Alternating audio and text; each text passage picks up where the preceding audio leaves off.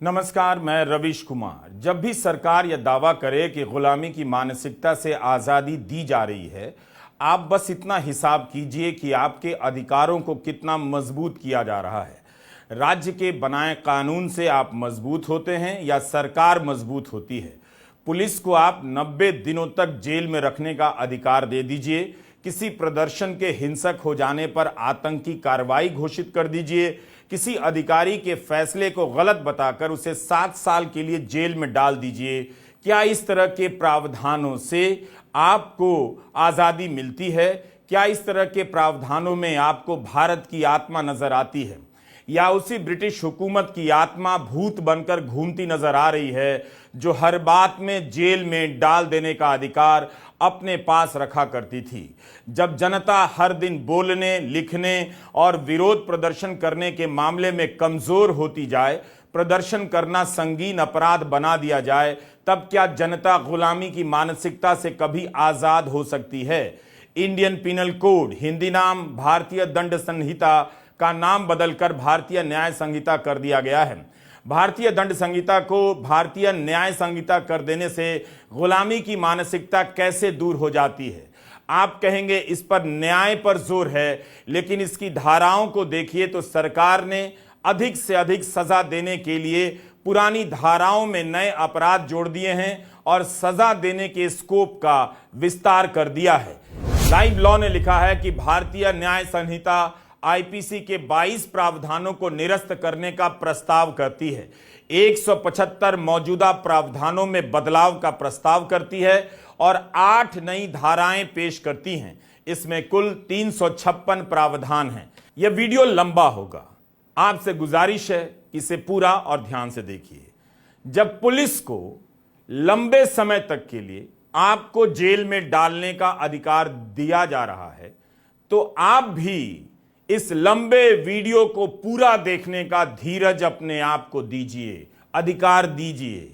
14 मार्च 2023 को लोकसभा में गृह राज्य मंत्री अजय कुमार मिश्र ने एक सवाल के जवाब में कहा कि गृह मंत्रालय की विभाग संबंधी संसदीय स्थायी समिति ने अपनी 146वीं रिपोर्ट में यह सिफारिश की थी कि देश की आपराधिक न्याय प्रणाली की व्यापक समीक्षा किए जाने की आवश्यकता है। इससे पहले भी संसदीय समिति की 111वीं और 128वीं रिपोर्ट में इसकी सिफारिश की जा चुकी थी।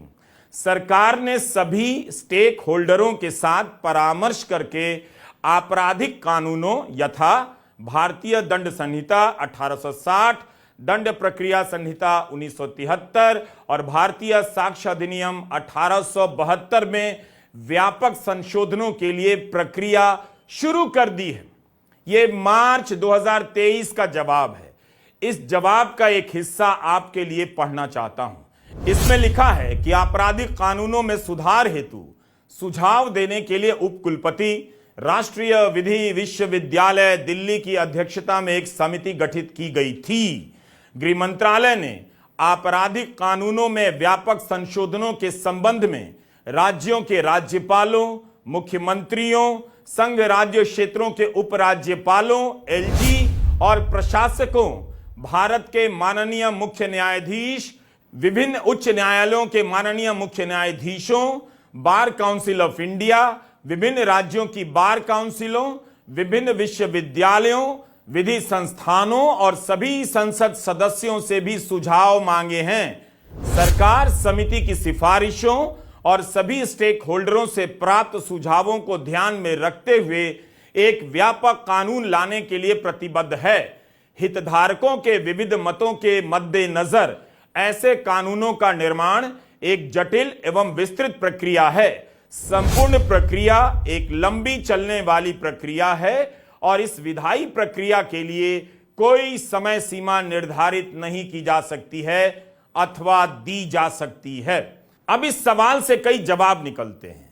पहला कि मार्च के महीने में सरकार कहती है कि कमेटी कब रिपोर्ट तैयार करेगी, उसकी समय सीमा नहीं दी जा सकती है क्योंकि यह लंबी चलने वाली प्रक्रिया है। लेकिन 4 महीने के भीतर मॉनसून सत्र के आखिरी दिनों में तीनों विधेयक पेश कर दिए जाते हैं और विपक्ष से लेकर तमाम लोग इस तरह से प्रतिक्रिया देते हैं जैसे पता ही नहीं था कि यह काम हो रहा है। दूसरा बड़ा सवाल है, विपक्षी दलों के सांसद और मुख्यमंत्री बताएं कि उनसे इस संबंध में कब और क्या पूछा गया और उन्होंने क्या क्या जवाब दिए। यही सवाल न्यायाधीशों और बार काउंसिल के नेताओं से भी है, या फिर कपिल सिब्बल जो कह रहे हैं अपनी प्रेस कॉन्फ्रेंस में वो सही है। सिब्बल कह रहे हैं कि विपक्ष को बारीकी से देखना चाहिए, क्या विपक्ष ने नहीं देखा? हमारा सवाल है कि क्या विपक्षी सांसदों को पता था?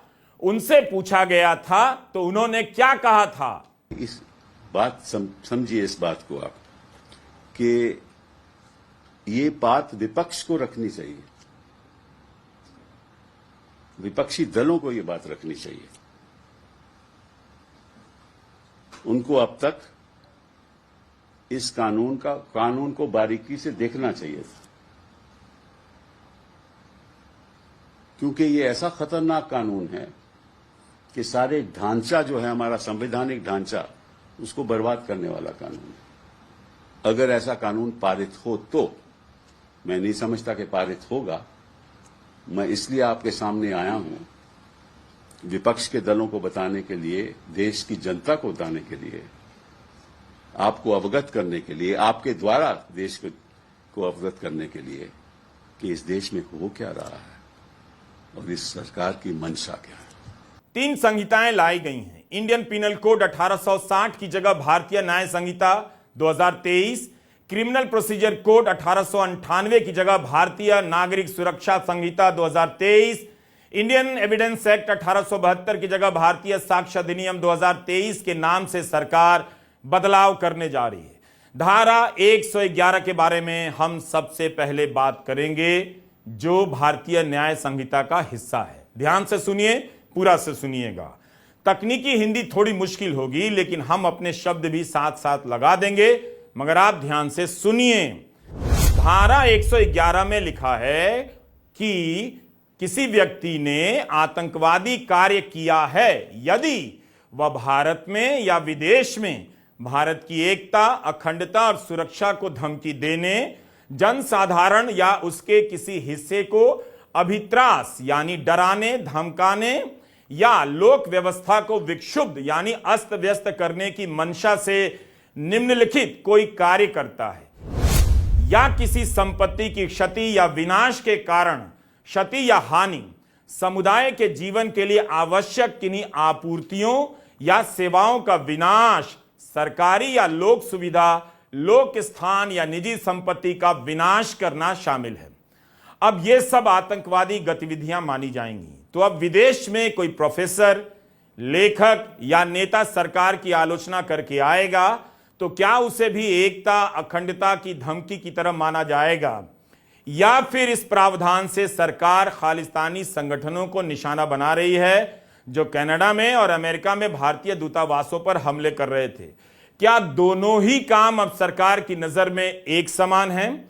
इसका जवाब साफ नहीं मिलता है। खालिस्तानी संगठनों से निपटने के लिए सरकार के पास तमाम एजेंसियां हैं और कानून की कोई कमी नहीं है, फिर इस पंक्ति की क्या जरूरत थी? ये सभी विरोध प्रदर्शनों के पुराने वीडियो हैं। महिला पहलवानों के प्रदर्शन हो, या मणिपुर की महिलाओं के, या फिर हल्द्वानी में लोग अपनी बस्ती बचाने सड़कों पर उतरे, उसके वीडियो हों। आपको याद होगा जंतर मंतर पर ही 1 रैंक 1 पेंशन को लेकर लंबा विरोध प्रदर्शन चला। एक दिन पुलिस ने सब उखाड़ कर हटा दिया, सैनिकों के मेडल तक फाड़ डाले गए। आप पुरानी खबरों को निकाल कर देखिए इस बारे में। हमारा कहना है कि इस तरह के प्रदर्शनों के दौरान जब पुलिस के साथ धक्का मुक्की होती है, पुलिस भी करती है, तब सारी व्याख्या पुलिस की चलेगी या लोगों की भी? ये लोग पुलिस से सहयोग नहीं कर रहे हैं, पुलिस बता देती है और गोदी मीडिया अंतिम रूप से लिख देता है। अब धारा 111 में लिखा है कि संपत्तियों को अगर नुकसान पहुंचा, आवश्यक चीजों की आपूर्ति में बाधा आई, प्राइवेट या सरकारी संपत्तियों को नुकसान पहुंचा, तो यह सब आतंकी कार्रवाई मानी जाएगी। किसी प्रदर्शन को हिंसक बनाने में कई बार पुलिस की भूमिका होती है, कई बार अज्ञात तत्वों की भूमिका होती है। यह खतरा हमेशा बना रहता है। यह कैसे तय होगा कि प्रदर्शन में जो हिंसा हुई है वो प्रदर्शन करने वालों ने की है? इसलिए कहा जा रहा है कि इस धारा के बाद लोकतांत्रिक रूप से धरना प्रदर्शन करना और मुश्किल हो जाएगा। पहले भी गिरफ्तारियां हुआ करती थी मगर लोग छूट जाया करते थे। अब तो उन पर आतंकवाद की धाराएं लगाई जाएंगी। सरकार क्यों हर गतिविधि को आतंकवाद की श्रेणी में रखना चाहती है? क्या कोई टमाटर और पेट्रोल की महंगाई से तंग आकर विरोध प्रदर्शन ना करे इसलिए? आवश्यक सेवाओं की आपूर्ति में बाधा डालना आतंकी कार्रवाई हो गई। तब तो कोई डॉक्टर, नर्स विरोध प्रदर्शन नहीं कर सकेंगे। दूध की आपूर्ति से जुड़े डेयरी संगठन के लोग महाराष्ट्र में जिस तरह से धरना प्रदर्शन करते हैं वो कर ही नहीं सकते हैं। सैलरी ना मिलने पर एम्बुलेंस के कर्मचारी भी प्रदर्शन नहीं कर सकते हैं। उन पर आतंकवादी कार्रवाई की धारा की तलवार लटक रही होगी। अगर कोई धरना प्रदर्शन हिंसक हो गया, अनियंत्रित हो गया, तो वह आतंकी कार्रवाई के दायरे में आएगा। इसे आप ठीक से जान लें, समझ लें। 12 अगस्त के टेलीग्राफ में इमरान अहमद सिद्दीकी का एक लेख छपा है। इसमें वकील दुष्यंत अरोड़ा का बयान है कि पब्लिक ऑर्डर यानी कानून व्यवस्था में बाधा पहुंचाना भी आतंकी कार्रवाई हो सकती है। यही नहीं, दुष्यंत अरोड़ा कहते हैं कि बहुत सारी अहिंसक गतिविधियां भी आतंकी कार्रवाई कही जाने लगेंगी। रेलवे लाइन और हाईवे क्रिटिकल इंफ्रास्ट्रक्चर माने जाते हैं। अगर किसान हाईवे पर प्रदर्शन करते हैं तो उन्हें आतंकी कहा जा सकता है और आतंकवादी गतिविधियों के प्रावधान के तहत सजा दी जा सकती है। अगर यह कानून बन गया तो 1 साल तक शांतिपूर्ण प्रदर्शन करने वाले किसान भी इस देश में प्रदर्शन नहीं कर पाएंगे। कहीं ऐसा तो नहीं कि इस तरह के आंदोलनों की संभावना को खत्म कर दिया जा रहा है। तब गोदी मीडिया ने किसानों को आतंकवादी कह दिया था, अब तो आधिकारिक रूप से वह इन किसानों को आतंकवादी कहने लग जाएगा। धरना प्रदर्शन पहले से ही जोखिम भरा होता जा रहा है। कई राज्यों में इन प्रदर्शनों के दौरान हिंसा होने और सरकारी संपत्ति का नुकसान होने पर जेल से लेकर भारी जुर्माना वसूलने के कठोर कानून बन चुके हैं। इन कानूनों का पालन कैसे होता है, कैसे एक ही समुदाय को निशाना बनाया जाता है? अगर उन उदाहरणों को आप देखेंगे तो पता चलेगा कि इन कानूनों के जरिए, इन धाराओं के जरिए किसकी आवाज बंद की जा सकती है। आपको बहुत सारी पुरानी खबरें मिल जाएंगी और अदालतों की फटकारें भी मिल जाएंगी। मणिपुर के लोग जिस तरह से प्रदर्शन कर रहे हैं, हथियार लूट रहे हैं, हथियार लेकर आमने सामने हैं। सरकार बता दे कि उनकी नजर में क्या ये लोग आतंकवादी हैं? क्या इन सभी पर वह आतंकी कार्रवाई की धारा 111 लगा देगी? हरियाणा से लेकर हरिद्वार तक में जिस तरह से एक धर्म विशेष से जुड़ी पंचायतों में नरसंहार से लेकर हिंसक धमकियां दी जाती रही हैं, क्या अब वो आतंकी कार्रवाई मानी जाएंगी? सुप्रीम कोर्ट की लगातार फटकार के बाद भी इनके खिलाफ ठोस कार्रवाई नहीं की गई।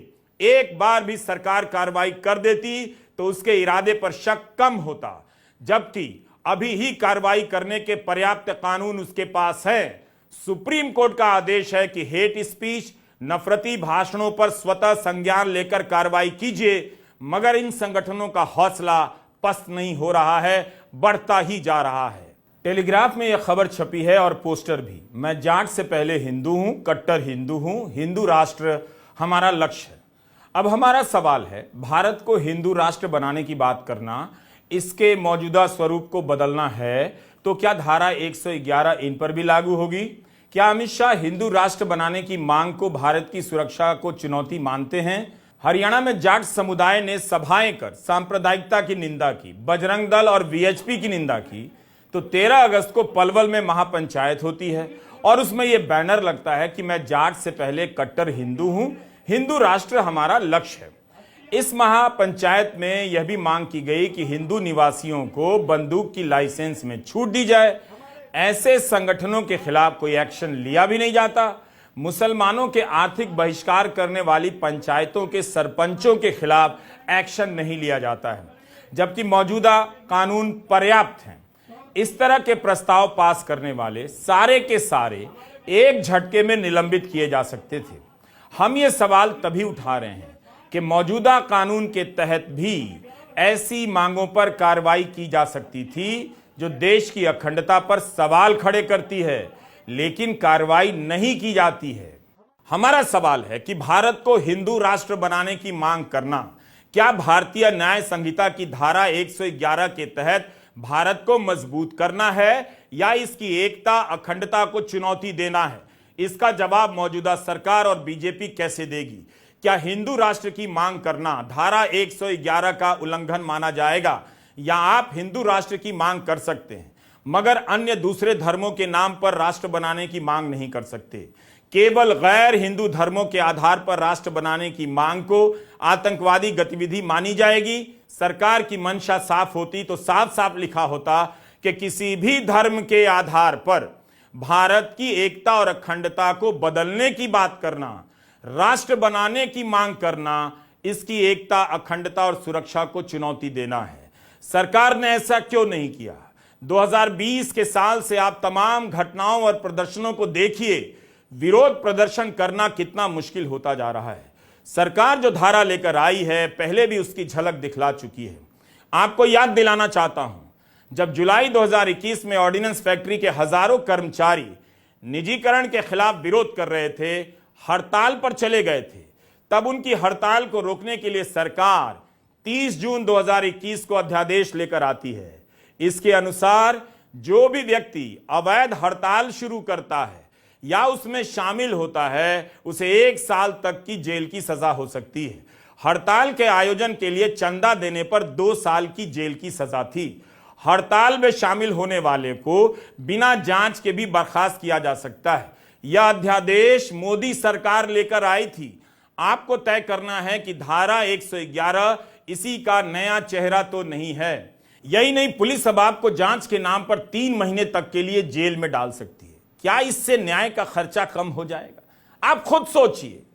कपिल सिब्बल ने इस प्रावधान को लेकर कहा है कि सीआरपीसी के तहत पुलिस किसी को अपनी हिरासत में अधिकतम 15 दिनों तक रख सकती थी। अब इसे बढ़ाकर 60 और 90 दिन कर दिया गया है। इसके जरिए पुलिस को और अधिक शक्ति दे दी गई है। किसी को भी 90 दिनों तक जेल में रखा जा सकेगा। सोचिए, 3 महीने तक जमानत का स्कोप कितना कम हो जाएगा। ऐसे ही अभी 5-5 साल तक बिना ठोस सबूत के लोग जेलों में रखे जा रहे हैं। हाल ही में सुप्रीम कोर्ट ने अरुण फरेरा और वर्नन गोंजाल्विस के मामले में जमानत देते हुए ये बात कही है। Under the Code of Criminal Procedure, you would get custody to the police for 15 days maximum, starting from the first day of arrest. Now that's been enlarged. Now you can have custody for 60 or 90 days as the case may be. So what does this law do? It gives more powers to the police. So what is the power that is already being misused with 60 to 90 days custody, it will be misused further, right? So this is enhancing the power of misuse of the police agencies. And why did they suddenly in secrecy introduce this law? What were the recommendations of that expert committee? To what extent those recommendations were accepted or not accepted? These are very serious things because you are playing with the fate of people in this country. वकील कपिल सिब्बल कहते हैं कि यह प्रावधान बहुत भयानक है। हमने देखा है कि पत्रकार, सामाजिक कार्यकर्ता, छात्र और शिक्षकों को राष्ट्रद्रोह की धारा में बंद कर दिया गया। अब इसे हटाने के नाम पर उलझाया जा रहा है। धुंधला सा प्रावधान बनाया गया है ताकि गिरफ्तार करने का स्कोप बढ़ जाए। संस्थाएं तो आपने खत्म कर दी, अब वो भी आप संस्थाएं खत्म करने जा रहे हो जहां लोग इंडिपेंडेंटली खड़ा होते थे। कुछ लोग ऐसे भी थे पुलिसकर्मी जो कहते थे कि हम सही काम करेंगे, अब उनको भी खत्म करने जा रहे हो। अगर यही आपका लक्ष्य है तो आप साफ साफ कहते क्यों नहीं कि हमें डेमोक्रेसी नहीं चाहिए? फिर अपने आप को आप मदर ऑफ डेमोक्रेसी क्यों बुलाते हो? आप अपने आप कहो कि I am the father of dictatorship, not the mother of democracy. किस लोकतंत्र की आप बात करते हो जहां ऐसे कानून हो? दुनिया में बताइए ऐसा कानून कहीं है जो आप कानून लाने जा रहे हैं? किसी भी लोकतंत्र देश में ऐसा कानून है? और किसने यह कानून बनाया? एक वाइस चांसलर ने, जो कन्वीनर रहा 5 मेंबर कमेटी का, जिसका मालूम नहीं कि उसने सुझाव क्या दिए, जिसने कहते हैं कि 45 क्वेश्चनर पूछे गए। किससे पूछे गए? कौन से क्वेश्चनर थे वो? और होम मिनिस्ट्री ने किन लोगों ने ऐसी कार्रवाई की? अब सत्ता में कोई ऐसा तो नहीं है कि सारी उम्र आप सत्ता में रहोगे, ऐसा भी नहीं है। और अगर आपके सत्ता हाथ से चले जाएगी तो यही कानून आपके ऊपर इस्तेमाल होगा। क्या वो बात सही है? क्या ये अच्छी बात है जो आप कर रहे हो हमारे लोकतंत्र को खत्म करने की। सिब्बल बेहद गंभीर सवाल उठा रहे हैं सरकार की मंशा पर, नए प्रावधानों पर। एक तरफ पुलिस को यह शक्ति दी जा रही है, ज्यादा शक्ति दी जा रही है कि वह आम लोगों को लंबे समय तक जेलों में रख सके। दूसरी तरफ पुलिस सरकार की गुलाम की तरह काम करे, उसकी शक्ति घटाई भी जा रही है। कपिल सिब्बल हिंदी में अपना पक्ष रख रहे थे। हिंदी के दर्शकों को गंभीर परिणाम भुगतने पड़ेंगे अगर नई संहिता के बारे में आपने गंभीरता से नहीं सुना, अपने विवेक से अच्छे बुरे पहलुओं पर विचार नहीं किया तो। कपिल सिब्बल ने ट्वीट कर कहा है कि इसका उद्देश्य विपक्ष को चुप कराना है। सिब्बल ने यह भी कहा कि विपक्ष भी इन सुधारों के खतरनाक नतीजों से अनजान है। कपिल सिब्बल ने धारा 255 को लेकर गंभीर चेतावनी दी है कि अगर यह पास हो गया तो मजिस्ट्रेट से लेकर हाई कोर्ट और सुप्रीम कोर्ट के जज भी फैसला देने से डरेंगे। सरकारी अधिकारी सही फैसला देने से डरेंगे क्योंकि गलत फैसला देने पर 7 साल की सजा हो जाएगी और गलत फैसला क्या है इसकी व्याख्या सरकार तय करेगी। सबसे खतरनाक आगे, whoever being a public servant corruptly or maliciously, public servant means जज भी public servant है, corruptly means corruption motive से, maliciously that is दुर्भावना के साथ, दुष्ट भावना के साथ कोई किसी भी स्टेज जुडिशियल प्रोसीडिंग के कानून की कार्रवाई पे किसी भी स्टेज पे कोई रिपोर्ट दे, कोई ऑर्डर पास करे, कोई फैसला करे, अंतिम फैसला ना भी हो, इंटरिम फैसला करे, ये जान के कि ये कानून के खिलाफ है, जज फैसला करते हैं, उनको ये नहीं पता चलता कि कानून सही है या नहीं है, वो अपने मन से फैसला करते हैं, जो सोचते हैं कानून सही है उस पर फैसला करते हैं, उसकी अपील होती है, उसकी रिवीजन होती है, कई फैसले गलत भी लिए जाते हैं, कई हाईकोर्ट के फैसले भी गलत होते हैं, मैजिस्ट्रेट के सही होते हैं। तो ये कहता है कि कोई भी ऐसा फैसला हो जो कानून के खिलाफ हो, वो तय करेगी सरकार के कानून के खिलाफ कौन सा फैसला है, उसको 7 साल की सजा हो सकती है, 7 साल की सजा और फाइन और बोथ। तो मुझे बताओ कौन सा मैजिस्ट्रेट इनके खिलाफ फैसला करेगा, कौन सा जज इनके खिलाफ फैसला करेगा? कहीं भी जज हो, मजिस्ट्रेट हो, हाई कोर्ट हो, सुप्रीम कोर्ट हो, सुप्रीम कोर्ट तो कानून तय करती है ना। तो जब कानून तय करती है और जो फासले लोअर कोर्ट के गलत होते हैं तो वो तो लायबल हो गए ना। मैं जानना चाहता हूं किस मंशा के साथ आप ये कानून लाए हो गृह मंत्री जी। आपने कभी इस कानून को देखा भी है? जब आपने इस कानून को सदन में पेश किया, आगे पढ़िए। Whoever being in any office which gives him legal authority to commit persons to trial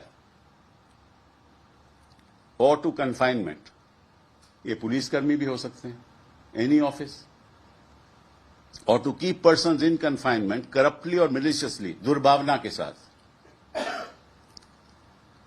commits any person for trial or to confinement, मतलब किसी को आप जेल में डाल दो दुर्भावना के साथ। अब कौन तय करेगा दुर्भावना के साथ आपने जेल में कर डाला?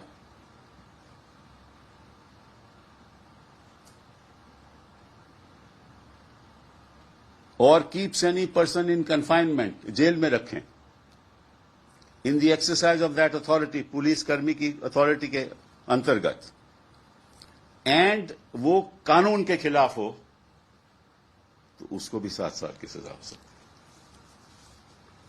है। तो पुलिस के कर्मियों को भी नहीं छोड़ा। अगर वो कानून के खिलाफ, कई लोगों को तो कानून का मालूम ही नहीं होता, इनकी जानकारी थोड़ी ना होती है पुलिस कर्मियों को कानून क्या है, तो ये बताएंगे कि ये कानून है तो उसको अंदर कर या नहीं कर। तो कौन सा पुलिस कर्मी है जो इनके खिलाफ जाएगा? उसको अपनी नौकरी ज्यादा प्यारी है या उसको जेल जाना है? जो ये कहेंगे वो करेगा। तो क्या जजों पर भी अंकुश लगाने की तैयारी हो रही है, जैसा कि कपिल सिब्बल कह रहे हैं? तो अब जजों को भी आगे आकर अपनी बात रखनी चाहिए। मोदी सरकार का यह बेहद महत्वपूर्ण बदलाव है। इसके प्रावधानों को गंभीरता के साथ समझने की जरूरत है। यह एक दिन की बहस का मामला नहीं है। भारत में आज़ादी के बाद से कानून में बहुत बदलाव हुए हैं। अंग्रेज़ों के समय के कानून हटाए जाते रहे हैं, तो आज़ाद भारत में बने कानूनों को भी बदला गया है और हटाया जाता रहा है। आप एक साथ इस तरह से सारे कानूनों को गुलामी की देन नहीं कह सकते हैं। इन सभी प्रावधानों को आज़ाद भारत की न्यायपालिका की नज़रों से गुजरना पड़ा है। इनके आधार पर असंख्य वकीलों ने बहस की है और अपराध साबित किए हैं और फैसले हुए हैं। कानून में नियमित रूप से बदलाव होते रहते हैं, नए कानून बनते हैं। ऐसा नहीं है कि भारतीय न्याय व्यवस्था भारतीय नहीं रही। इस तरह से नहीं है कि अंग्रेज दे गए और आंखें बंद कर इनका पालन होने लगा। ऐसा तो बिल्कुल नहीं, जिस तरह से अमित शाह कह रहे हैं। कानूनों की जो कानून रिपील होंगे इस तीनों विधेयक से, वो कानूनों की आत्मा जो है, वो कानूनों का मध्य बिंदु है कानून बनाने का, वो अंग्रेज शासन को मजबूत करने की दृष्टि से कानून बनाए गए थे। अंग्रेज शासन की रक्षा करने के लिए कानून बनाए गए थे और उसका उद्देश्य दंड देने का था, न्याय देने का नहीं था। भारत की आत्मा सत्ता के खिलाफ सतत संघर्षों से बनती है। लोकतंत्र में प्रदर्शन के अधिकार की व्याख्या होनी चाहिए, उस पर अंकुश की नहीं। अगर सरकार धरना प्रदर्शन के अधिकारों को साफ करती है, तय करती, तो लगता कि उसका इरादा नेक है। वो चाहती है कि लोग सवाल उठाने के लिए सड़कों पर आएं। इस तरह से कानून बनाए जा रहे हैं कि गलत को गलत लिखना, गलत के खिलाफ सड़क पर उतरना अपराध हो। पहले अपराध साबित किया गया, अब आतंकी कार्रवाई का नाम दिया जाएगा। अगर इसे आप भारत की आत्मा कहते हैं, तो आप ना तो आत्मा की आवाज सुनते हैं, ना समझते हैं और ना भारत को जानते हैं। कपिल सिब्बल साफ साफ इनकार करते हैं कि इस कानून के जरिए गुलामी की मानसिकता दूर की जा रही है। लेकिन मैं भारतीय न्याय संहिता थोड़े गौर से पढ़ रहा था और अभी मैं कुछ बातें आपको बताऊंगा, जिससे साफ जाहिर होगा कि जो ये बात करते हैं ना कि हम कॉलोनियल माइंडसेट, कॉलोनियल ईरा जो कानून है उनको खत्म करना चाहते हैं, तो मेरा मानना ये है, जब मैं आपको ये बातें बताऊंगा, कि इनकी सोच ये है कि कानून द्वारा इस देश में डिक्टेटरशिप लाई जाए। ऐसे कानून बनाए जाएं जिसमें जज के खिलाफ भी कार्रवाई हो सकती है, किसी अधिकारी के खिलाफ भी कार्रवाई हो सकती है, किसी बैंक के अधिकारी जिसको हम पब्लिक सर्वेंट कहते हैं उसके खिलाफ भी कार्रवाई हो सकती है, सीएजी और कोई भी अधिकारी जो सरकार में काम करता है उसके खिलाफ भी कार्रवाई हो सकती है, मैजिस्ट्रेट के खिलाफ भी हो सकती है, हाई कोर्ट जज के खिलाफ भी हो सकती है, सुप्रीम कोर्ट जज के खिलाफ भी हो सकती है।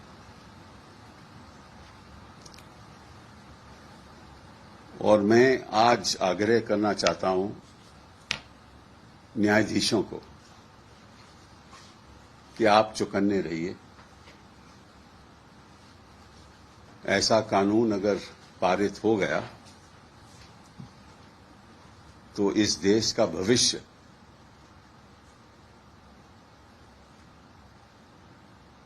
खतरे में हो जाएगा। और मैं समझता हूं कि जो बिल ऐसे राज्यसभा में रखा गया बिना सोचे बिना समझे, वो बिल इतना खतरनाक है कि इस देश की जो सभी संस्थाएं हैं उनके ऊपर केवल सरकार का हुक्म चलेगा। इन तीनों बिल को स्थायी समिति के पास भेज दिया गया है, मगर इसे लेकर जनता के बीच ज्यादा से ज्यादा बहस होनी चाहिए।